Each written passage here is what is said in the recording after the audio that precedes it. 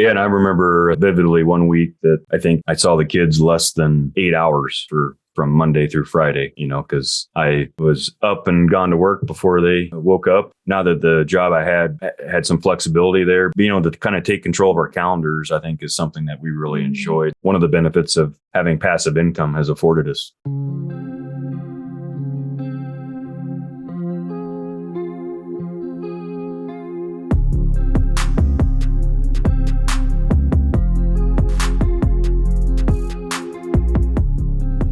Welcome to the Conscious Investor.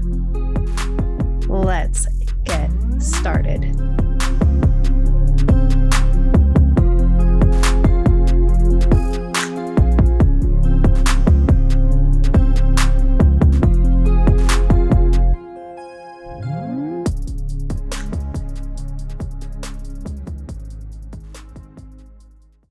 Welcome back, Conscious Investor. Wow.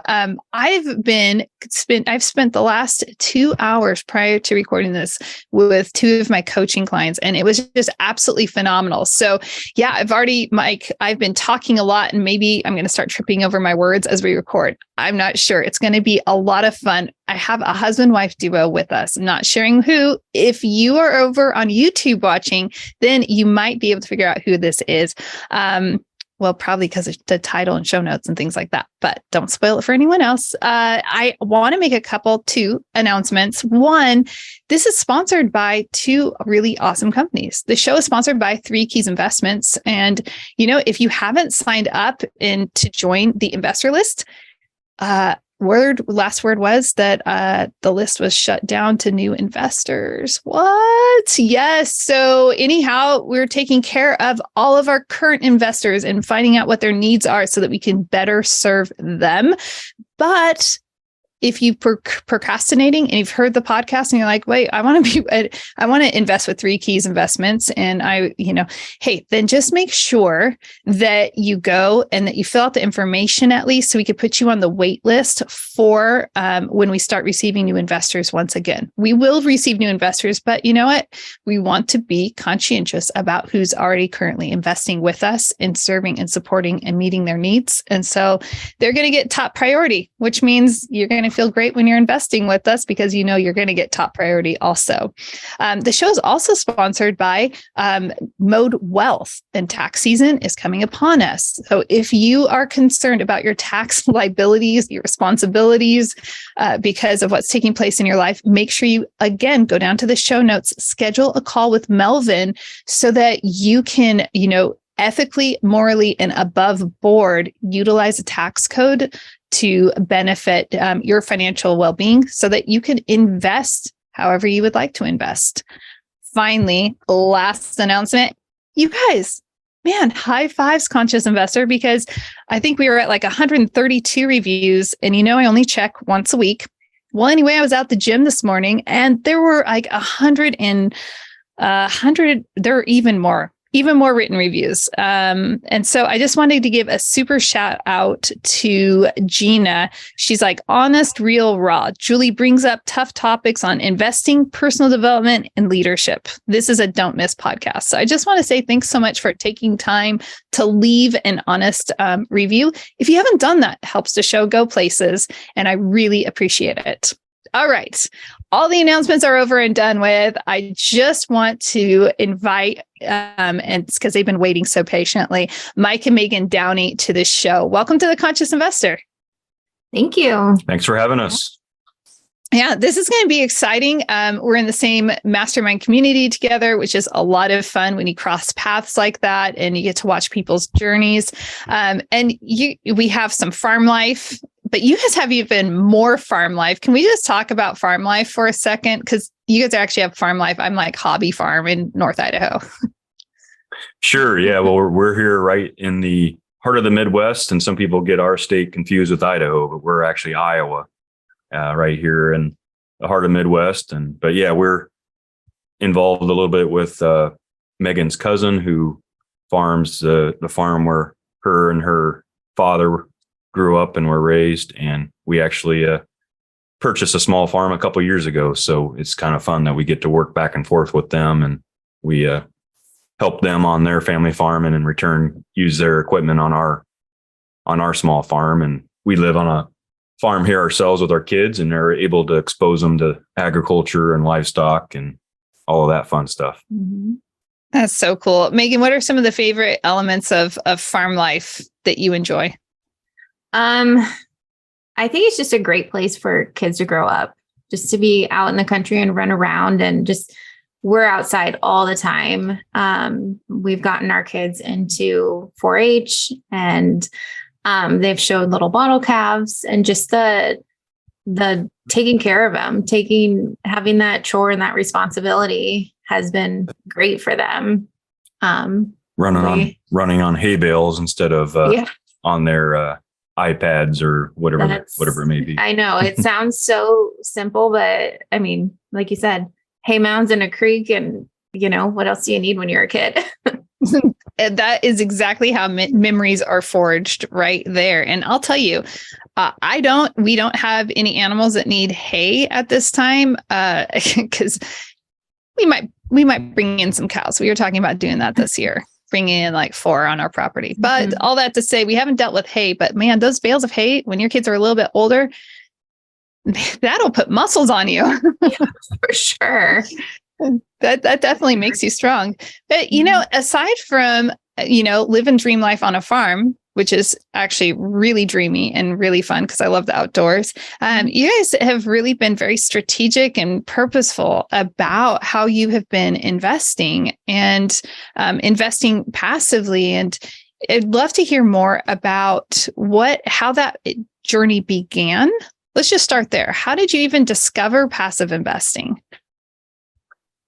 Go for it. Yep. Sure. Well, so it really started back in the late 2000s after, the 2008 financial crisis. And at the time we were both working, full-time jobs and had 401ks.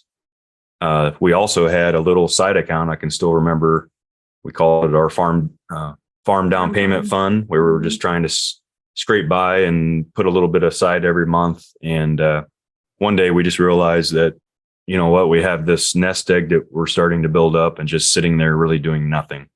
And even if we use it to go buy a farm, we're still going to have to probably subsidize the farm purchase, just the way farm economics work with high priced land and so forth. And so, we started, really the Purple Bible, if you will, Rich Dad, Poor Dad, and among other books that we read. And actually we started investing actively, that's how we got started with some, a single family home, then multiplex and so forth. And then as that evolved, I guess, in the meantime, I decided to leave a successful career in ag to start my own consulting company, and time became very sensitive. And so we kind of stumbled across more of the syndication model here just within the last 3 or 4 years. And like the idea of still investing in real estate, but more passively, and we can leverage other people's expertise and boots on the ground and managing it while we, are kind of free up our time for what we really want to do day to day. You have anything to add to that? You nailed it. I love that. Okay, that's interesting. You're talking about time, and the conscious investor, that we talk about our resources that we have. We have time, energy, talent, money, and we're always trading amongst those to, contribute to the world and further and better our lives. So what was that pressure on time that you were feeling? Your job was taking over a lot of time. It was, that was just kind of getting like bigger and bigger, and Mike could never step away. And it was just getting more demanding, I would say. And you're getting burnout on that too. So I would say that was kind of one of those things. You talk about the time freedom, money freedom, stress freedom, all those type of things. And it just kind of.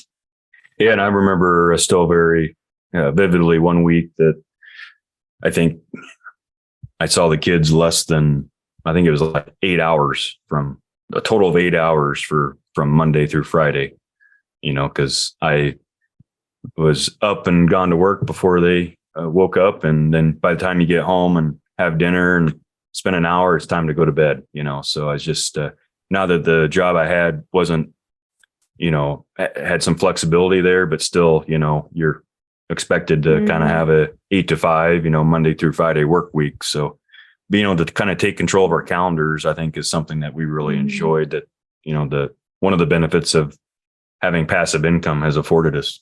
It's given us that flexibility.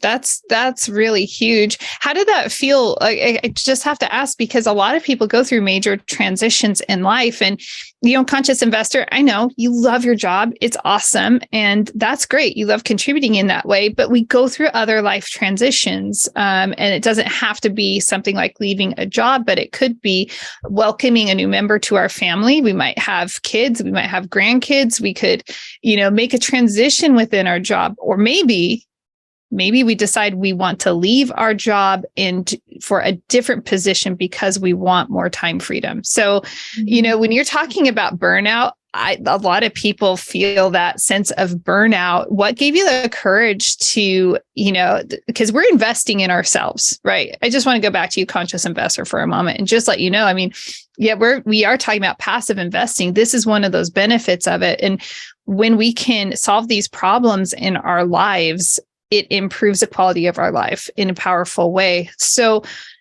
you noticed that you had this burnout.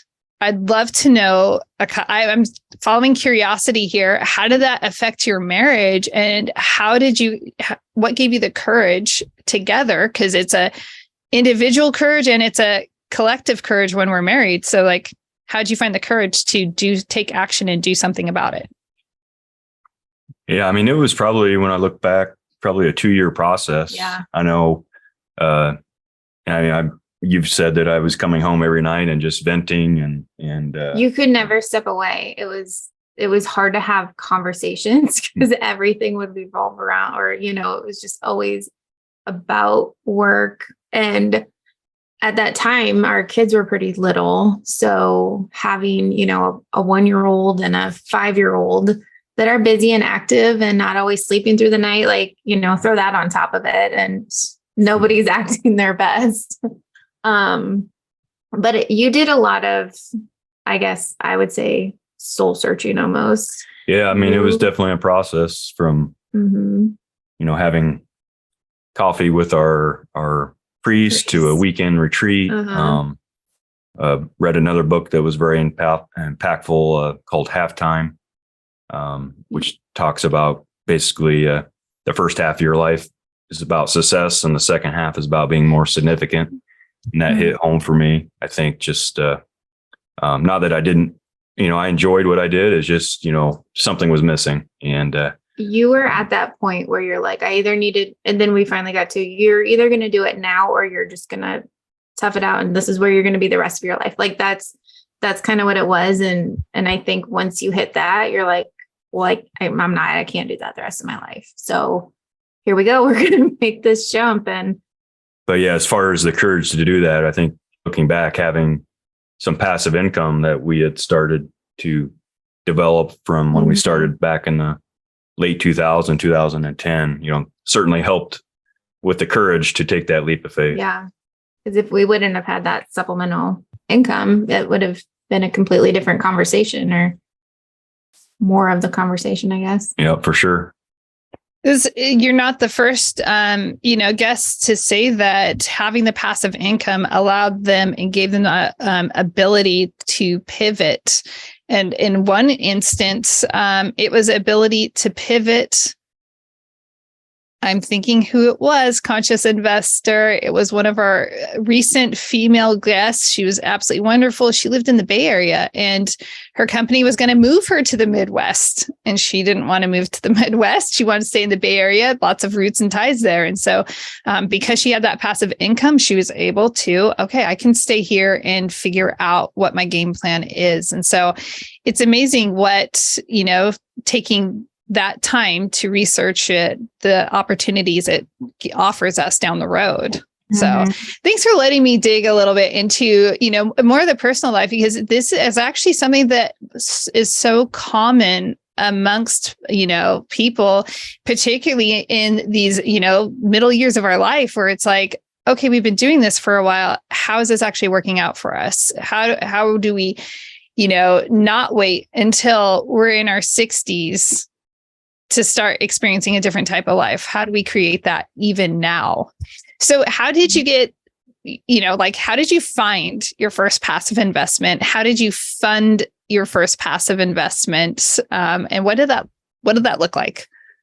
Well, really, our entrance into passively investing really was with our IRAs from both of our prior jobs. We self-directed, and I just been frustrated with the stock market. I don't understand it. And real estate is something that's always been, in me, and understanding that more, but, investing more in assets like commercial real estate that offer positive cash flow, better tax benefits, and so forth than farmland, even though long term, I think we're just going to leverage the benefits of commercial real estate to position ourselves to buy hopefully more farmland. And that's your dream. So you're using your real estate to fund your dream. Yeah. And in the meantime, it's, all the other stuff that, even though that wasn't our intent when we first started investing in real estate, just for me to leave a day-to-day job to start my own business. Now, trickle down effect of COVID, Megan has stepped down from the bank where she worked for 18 years because our daycare wasn't open, and, so forth. And now we're working a lot day to day. She helps a lot with my consulting business where we work with a lot of family farms. And I think, as we mentioned to you earlier, your last piece with your husband about finding time for between spouses to spend time away from another, kind of hit home. We laughed a little bit about that, but yeah, no, that self-directing IRAs allowed us to get to know some operators out there that are in that space. We've joined a couple mastermind groups that have been very valuable. So we spend more of our time now getting to know the operators that have the expertise and the deal flow and the management team in place, and instead of us trying to manage it ourselves. That's really amazing.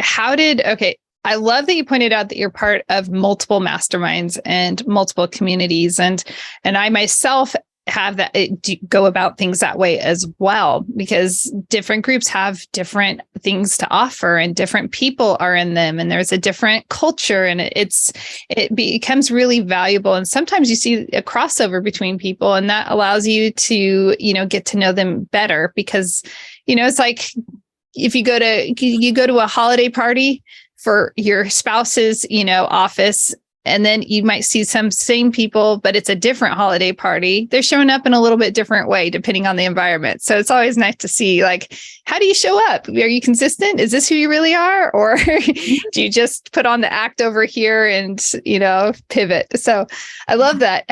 What are some of the things that you are looking for? Because I know Conscious Investor is learning and growing and always looking for new ways to understand, how do I know who to invest with? So what are some questions you ask, or what are you looking for?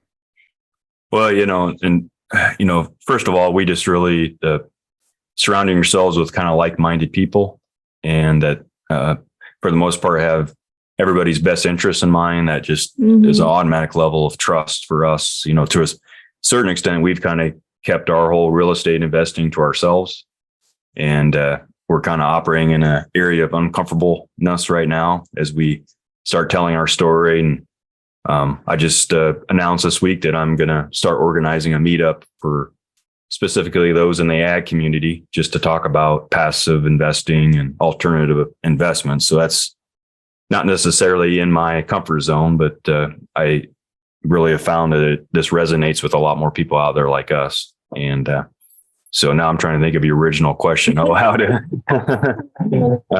but yeah, no, it just, really just getting to know them face to face, their track record, their experience.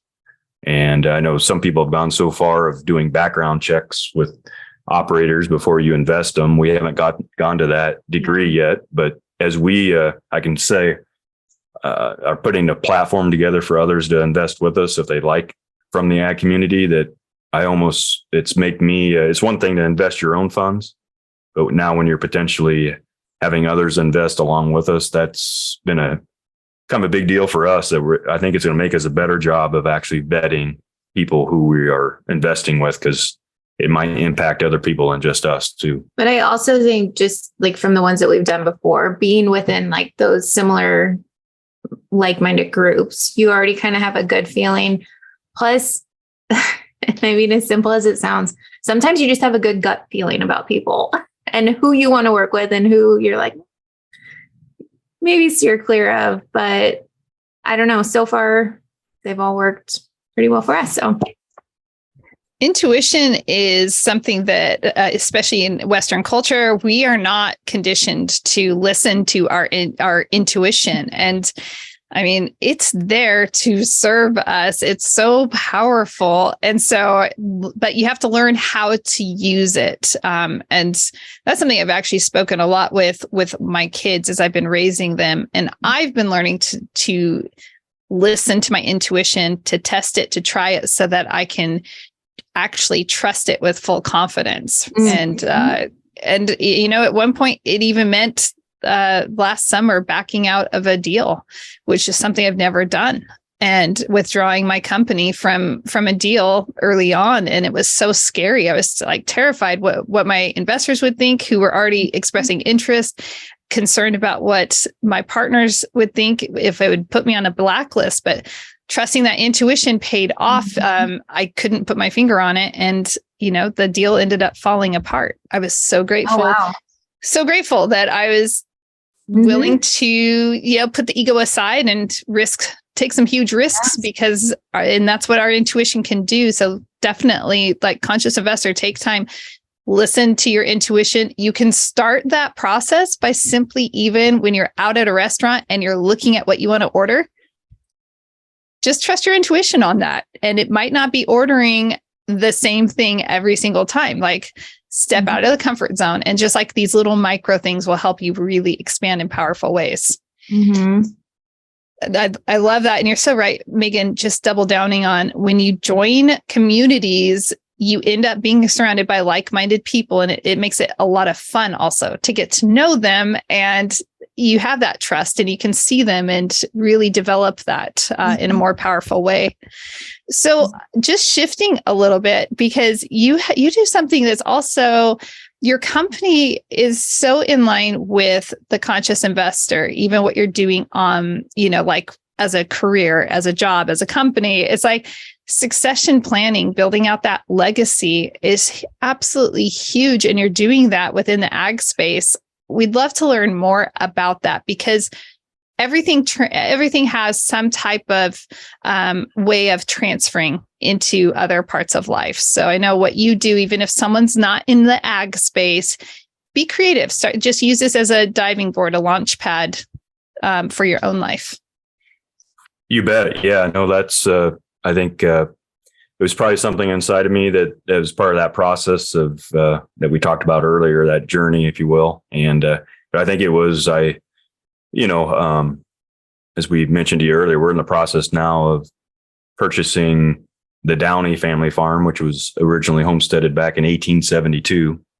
So last year, 2022, is 150 years, and I'd be fifth generation, and our kids will be hopefully sixth generation one day to own that. But just that story with a lot of family farms out there that are just trying to figure out how to compete and bring the next generation in. And a lot of that is just the financial consulting, transition planning, estate planning. And there's going to be a massive amount of wealth transfer hands over the next 10 to 15 years, just with the demographics that who owns our farmland. And I think a third of the land is owned by those 75 years or older, is kind of the estimates here in the Midwest anyway. So, but yeah, I can just, I don't even, doesn't even feel like a job to me. It's just something I enjoy. And, but yeah, that actually Next Gen Ag Advocates is the name of the company. Actually, three of us founded it. The other two are actually farmers here from Iowa that had the idea. We also work with a lot of retiring farmers that don't have a successor. to help try to match them up with younger producer or a young couple to transition in. So we have a matching and mentoring program as well, if you will. So it really does help preserve farmland, which is beautiful. Mhm. Yeah, that's our whole overlying reason of what is agriculture going to look like in the future? Who's going to own land? Who's going to operate it? The recent headlines here, Julie, just last week was a group of 20 to 25 professional athletes that have created a fund to go purchase farmland together. And they just bought a farm here north of us here in northern Iowa. So, but that's the concern we have is every time a farm leaves our community from a family farm, it's probably never going to come back to us. And just the consolidation that's occurring in our industry, just like a lot of industries, just trying to preserve what the family farm's going to look like in the future. Mm-hmm. So is that really the impetus for like the legacy is, in a sense, keep the small farms, like keep it local, keep it grounded in this community, or is there more to it? Yeah, I mean, that's certainly what we're trying to do with our, the matching, the connections we're making, but consolidation is occurring. That's probably not a trend we're going to stop, but we're just trying to put together a program to do it more responsibly. And so, yeah, I mean, the legacy planning piece, not only trying to keep it, preserve it, but also minimize what is given back in the form of estate tax or transfer costs as things pass down from one generation to the next. So that's such a gift, to everyone. I mean, I'm all sold out on, multifamily in the sense of everybody wins, the investors, the residents, the community. But in this case, like it's probably even more powerful. Everyone wins because, a farmer gets to pass that down to another farmer and everybody gets to eat because of it. Like food tastes good. I like food. I'm a fan of farmers. Yeah. And there's, as you can probably appreciate, tons of dynamics that we haven't even touched on. It's not as easy as it sounds, but, obviously a lot of farmers, that's all they know is farming. They don't have a lot of hobbies. So it's one thing to talk about transitioning, but sometimes that's difficult for a retiring farmer to even talk about because that's all they know. So there's a whole lot of dynamics involved in working with these that we have to kind of walk through, and everyone's a little different. Or just for a farmer to retire. That's right. They just work. Yeah. And that's true. I mean, I'm looking out out the window. So my computer, if you're watching on YouTube, you're watching me do this because I'm like, just be on my computer. There's this huge window in front of me and I get to look out to pasture land and it's gorgeous. And I'm always grateful that I'm not the person that has to maintain that pasture land. And, I always make a little quick phone call when there's some cattle that are out or something, we're friendly neighbors like that, but it is a labor of love and it is all consuming from what I witness with, our neighbor who that's his land and such. And so, or even loggers in our area, we have lots of loggers and it's like, wake up at 3 a.m. and, come home and go to bed. It's just, this is interesting as you are, you invest actively, you invest passively, you have, this amazing company to build legacy. How are you? This kind of goes full circle to the reference to what the episode with my husband, Steve, and I. If you haven't listened to that, go back. I think it's episode 331. And in that episode, we were talking about like having time for ourselves. And so I'm just wondering, like, how are you going to be different than the people that you're actually serving and supporting? How are you creating hobbies in your life and time into your life? Yeah, I mean, that's something we've just talked about is we've set out goals this upcoming year is being more sensitive to time and the balance, I guess, if you will, of, business versus relationships and ourselves. And one thing that I've started to do is old school. If you can see that is just a piece of paper where every week I start time blocking. And some of that is for kids. And I have right up here at the top, be present.